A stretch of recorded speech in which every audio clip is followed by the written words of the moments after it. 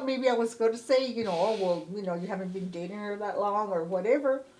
And when your grandpa came home, I said, oh my God, I said, you're not going to believe it, that Jamie's going to get engaged. He said, what? I said, yeah, he just, went out the door and told me that just before he went out. So I don't know why he did it, I mean, I wouldn't have told him anything. He was already Mm-hmm. of age. And she's 2 years older than him, so it's not like I was going to say, oh, she's too young for you, Mm-hmm. you know. Okay. Do you feel like as a Hispanic mom or Hmm. Latino mom, Mexican mom, whatever you want to call it, Yeah. um, you think there's a difference in your life as a mother versus people of other background? Did you ever think about that? I think so. I think there is a little difference Mm-hmm. because as a Mexican Hispanic mom, to me, because I've heard other moms, uh, say that once their kids are 18, they go out to college, they're not coming back home. They make a life of their own, or they're, either married or not married or whatever, but they're not, coming back home. They're going to be on their own, Mm-hmm. once they're 18 and they're going. And as a Hispanic mom, I never felt that way. Like Larry was 35 when he still lived here. Mm-hmm. And it didn't bother me. And I remember he asked me when Jamie married, he told me, Mom, do you want me to move out now that Jamie, is getting married? Do you want to be by yourself? And I told him no. I said, the day you want to move out, it's because you want to, not that we're telling you to get out. If you want to go and rent a room with a friend or, with a girl or whatever, I said, do it. But, I said, you don't bother me, I mean, he would come and go as he pleased. I would make him dinner. But, he was like, I told him, no. I said, you don't bother me being here. So, in that way, I think they're a little different. I think Hispanics are a little bit more, I guess you cling to your kids more. And the white people are more like they can move to a different state and, Mm-hmm. just come over for holidays to the parents. And like Larry was the first one to be out, to what, 2.5 hours far. It's not really that far, but and when he left, I told him too. I said, Mijo, you go ahead and go. It's your job. I mean, you've Mm-hmm. been here too long to let it go.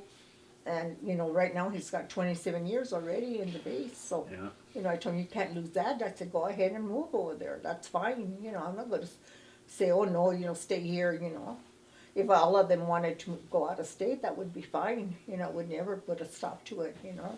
Do you ever feel like a camaraderie, like a sisterhood, or with other mothers, or like because somebody's a mother, Hmm. maybe you're similar in some way, or you feel that unity With my sisters, with your sisters? we're very close, and we're all, talk about sometimes our kids, what they're doing or what, they're somebody like one of my sister's daughter, Esther, the oldest one, bought another house, and she Mm-hmm. just called me to let me know that their great grandma was trying to sell 3 acres in Oklahoma, and it was a summer home. It's by a river, and it's mountains, and for 100,000, 3 acres. Wow.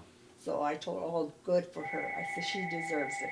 Mm-hmm. She's a really nice girl, my niece.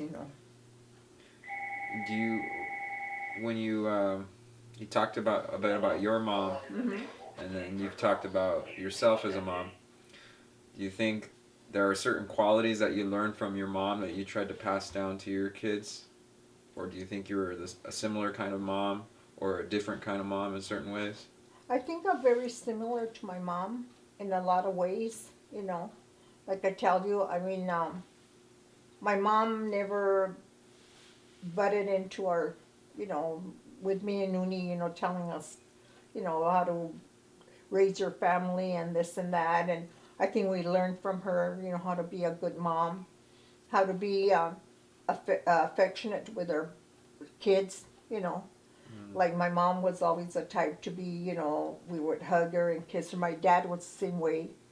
And when I married, your dad was different in that way. I mean, your grandpa. Mm. because his mom, he was the only one that called her mom. All the other ones called her by her first name, which they were older brothers. Mm. And they weren't the type to hug and kiss each other, you know. Even your grandpa was that way. I think he learned from me to be that way with the boys, especially boys. To them, they were like old school macho man, you know, the Mexican type, you know, Yeah. that don't. And we were brought up that way with my mom and my dad. They were, you know, the type to hug us and kiss us. And I mean, even when we got married, we were really like really close with my dad, you know, Mhm. being, you know, a father.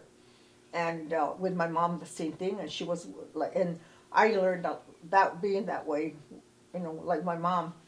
And I taught your grandpa to be that way. There was nothing wrong in you hugging your son, telling him you love him. And Mm. you know, he didn't do it right away, but I could tell when as they got older, he would like, you know, get their hand, or when even they got a little bit older, that they would try and hug him, and he would hug him, but he would kind of, you could see it a little bit back, you know, kind of push Mhm. back. And I told him, I said, there's nothing wrong in doing that. I said, you know, I can see it in you. And then he told me, I'm not used to that. I never was that. Well, he was only 10 years old when his dad passed away. But he said he remembers his dad was never the type loving parent, you know, to show affection, you know, hug him or kiss him or nothing like that. So, you Mhm. know. Was there anything that your mom did that you changed when you were in your mothering or being a mom? Mm, that I changed? Yeah. That Uh, she did differently than and you did differently? no, I don't think so. Because you know, I basically was a lot like, I think like my mom. I wasn't, maybe when the kids were smaller, I remember spanking Mark and Michael. Even now they tell me, you could have gotten yourself a child abuse, because they were, I mean, they were little kids, they were small, they were probably 6, 7, jumping on the beds, doing stuff like that, and I would hear them, or, you know, and I would go in there and I would. You know, I would Mm. spank them. And Larry and Jamie never got spanked because they weren't like that. They were more the type because, and they hung around, you know, with like Kevin and them out, you know, playing in the street and the barranca, Marky and Michael. Mm. They would get into more like, you know, come in all dirty and stuff like that, that I would get mad at them, that I would do it, you know. Mhm. But with Larry and Jamie, they weren't like that. You know, they were more quiet, more not the type like Marky and Michael. You know, they'd Mhm. like to go and play in the dirt, and Indians and, you know, cowboys when they were young outside in the dirt and all that stuff. So, Is there something that you felt like you did? You talked about affection, showing affection, uh-huh. but something that you did that you're proud that you can do as a mother, like something that was your strength. Mm, you mean that I didn't get Like it from somebody, that from myself, that I could be, yeah, um, or from somebody else, doesn't matter. Like something that you think you did really well as a mom. I think I I got it more from my mom, because she would tell me, and maybe at the time I did know that they were good kids, and she would always say your boys, because your mom was married already and they weren't. Mm-hmm. And she would always tell me, you're very blessed to have the sons you have, because they were here still home. Mark wasn't married yet, you know, with Maria. Mm-hmm. And as I got older, I realized how blessed I am with my boys, and your mom included, you know. But the boys, because they're boys, and she would think, when now that they got older and they got married, and my mom used to live here for a while, that she would see that they would still. It didn't matter maybe if their wives didn't like it, or that they would call me every day, you know, and stuff like that's what she meant, you know, that you're blessed, that they're good sons. Mm-hmm. And to this day, even now that Grandpa, you know, passed away, they're even more close with me. Mm-hmm. And sometimes I hate, not that I hate, but I feel like when Grandpa passed away, they were devastated. especially Marky. I mean, I'm not saying the other ones weren't, but he showed it more. Mark's the type to show it more.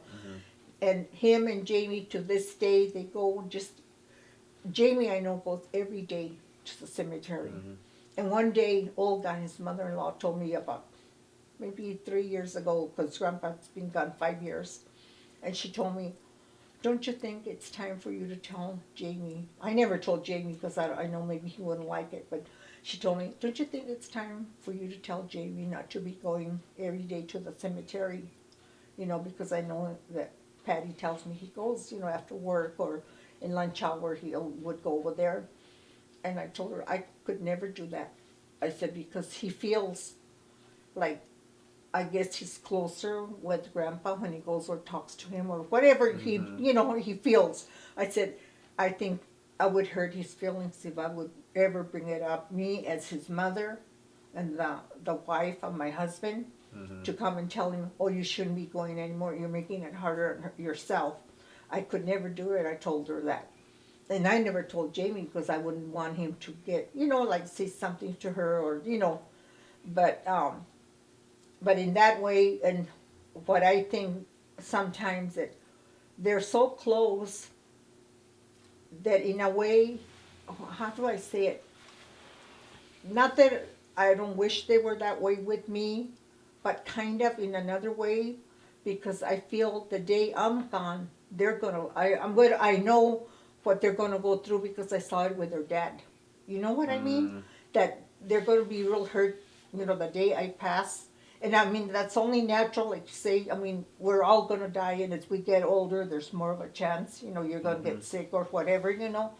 And that's what I think to myself sometimes. I wish in a way they weren't that close with me, because I don't want to see them go through the way they did with their dad, you know. You know what I mean? Yeah, I think that's why it's important to tell them, like, now that you're alive, right, you know, these things, and your thoughts on it. And I have told them, because sometimes Mark will say, you know, like he'll come here and